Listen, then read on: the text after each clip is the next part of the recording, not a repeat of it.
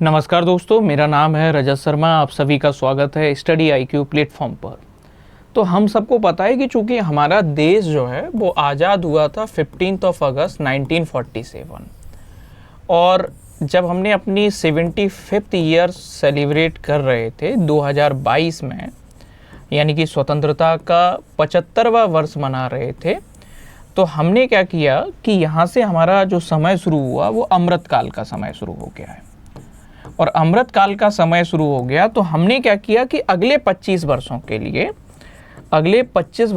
लिए 25 ईयर्स के लिए यानी कि 2047 तक के लिए हमने क्या कहा है कि हमारे प्रधानमंत्री जी ने या हमारी सरकार ने और हम सभी लोगों ने विकसित भारत 2047 का एक लक्ष्य रखा है।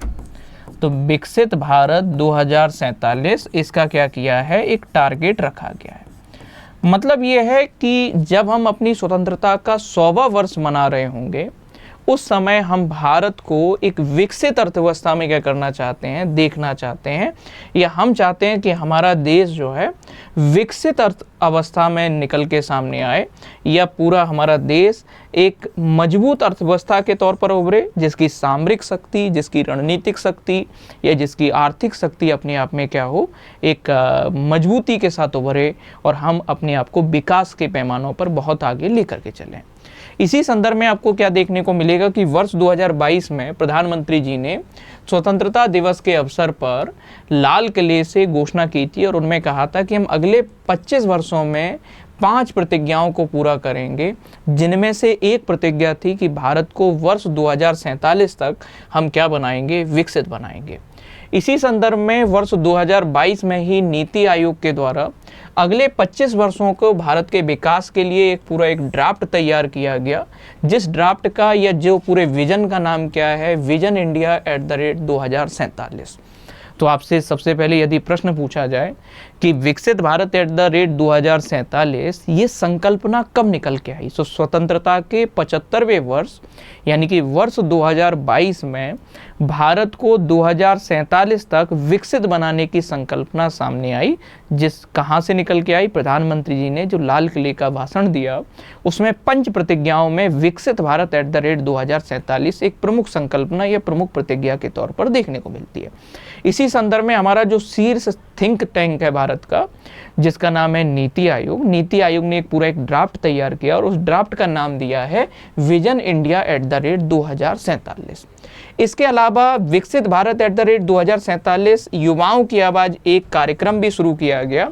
इस कार्यक्रम को शुरू किया गया 11 दिसंबर 2023 को, जिसमें प्रधानमंत्री जी ने इसका शुभारंभ किया, जिसमें पूरे देश के जो भी गवर्नर हाउसेस हैं या इसके अलावा जो लोक भवन हैं और यूनिवर्सिटीज़ हैं, वहाँ पर लोगों से इस संबंध में सजेशंस मांगे गए, सुझाव मांगे गए। तो सुझाव जो मांगे गए उसमें ये देखने को मिलेगा कि अब भारत को विकसित कैसे बनाया जा सकता है, इसके संदर्भ में क्या किए गए, सुझाव मांगे गए। ये बात भी आपको क्या रखना है, ध्यान रखना है। अब मैं ये टॉपिक क्यों पढ़ा रहा हूँ, इस टॉपिक के पीछे ये है चूँकि हाल ही में आप देखोगे नीति आयोग की स्थापना 1 जनवरी 2015 को हुई थी और नीति आयोग अपनी स्थापना के 10 वर्ष पूरा करने जा रहा है। तो अब नीति आयोग को पूरा इस्टेब्लिश हुए 10 ईयर्स हो चुके हैं और एक डॉक्यूमेंट निकल के सामने आया है जिसमें सरकार की तरफ से कुछ नए टारगेट सेट किए गए हैं कि हम अभी तक ये बात क्लियर नहीं हो पा रही थी। सेक्टर बता दिए कि इन चीज़ों में हम भारत को विकसित बनाना चाहते हैं, लेकिन टारगेट क्या है एक्चुअलिटी में, हमें कुछ ना कुछ तो डेटा चाहिए, कुछ ना कुछ तो हमें क्वांटिटेटिव बेसिस पर टारगेट चाहिए। क्या क्वालिटी को आप इंप्रूव करना चाहते हो, तो सरकार ने वो आंकड़े भी अब बता दिए हैं कि 2047 तक भारत कौन कौन से लक्ष्य रखे हैं भारत ने, उन लक्ष्यों को भी अब एक नया डॉक्यूमेंट आ गया है। उसमें विकसित भारत @2047 के लिए कुछ टारगेट सेट कर दिए गए। वो टारगेट्स क्या क्या हैं, सबसे पहली बात कि भारत की जीडीपी का आकार हमें 2047 तक कितना करना है, लगभग $30 ट्रिलियन के आसपास हमें भारत की अर्थव्यवस्था का साइज करना है।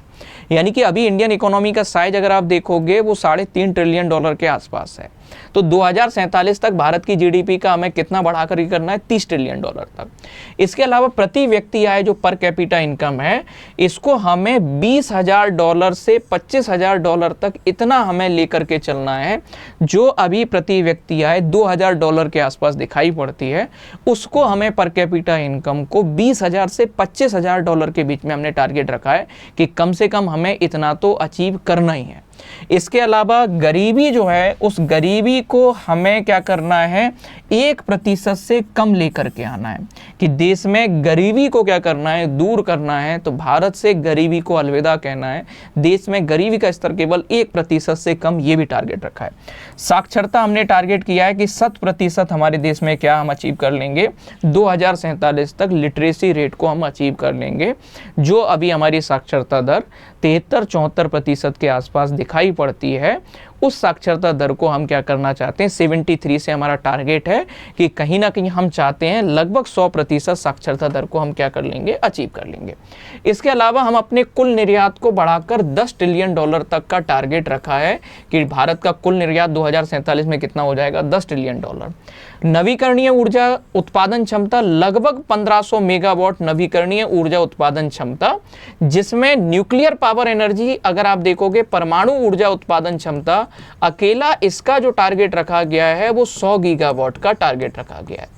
तो टोटल ओवरऑल रिन्यूएबल एनर्जी जो जनरेशन कैपेसिटी, इसका टारगेट है 1500 गीगावाट और न्यूक्लियर एनर्जी का टारगेट रखा गया है 100 गीगावाट का। और महिलाओं की जो भागीदारी है हमारे देश के विकास में या हमारी अर्थव्यवस्था में, उसको 50 to 70% हमें लेकर के चलना है कि हमारे कुल श्रम बल में महिलाओं की भागीदारी 50 से 70% तक हमें क्या करनी है, पहुंचानी है। ये भी हमने क्या किया है, टारगेट रखा है अपने 2047 तक के लिए। तो मतलब GDP $30 trillion, per capita income 20 से $25,000, पॉवर्टी 1% से कम लेके चलनी है, लिटरेसी 100% तक अचीव करनी है 2047 तक, निर्यात के स्तर को $10 ट्रिलियन तक पहुंचाना है, रिन्यूएबल एनर्जी 1500 गीगावाट है यानी कि नवीकरणीय ऊर्जा, और वुमेन पार्टिसिपेशन को 50 to 70% तक हमें क्या करना है, अचीव करना है। ये बात को आपको ध्यान रखना है। बाकी अगर आप सिविल सर्विस की तैयारी कर रहे हैं तो हमारे टेलीग्राम चैनल से कनेक्ट हो सकते हैं। चैनल का नाम है रजत शर्मा सर, इससे आप क्या हो सकते हैं, कनेक्ट हो सकते हैं। इसके अलावा अभी हमारे यहाँ पर खास ऑफर चल रहा है और वो मैरी क्रिसमस सेल चल रहा है। इसको क्या कर सकते हैं, आप देख सकते हैं 50% का ऑफ है सभी कोर्सेज के ऊपर। आप कोड क्या यूज करेंगे, RJT लाइव, इस पर आपको 50% का ऑफ देखने को मिलेगा। तो आप क्या कर सकते हैं, मैक्सिमम बेनिफिट आपको मिलेगा इस चीज़ पर। थैंक यू एवरीवन, बने रहिएगा स्टडी IQ के साथ। Thank you.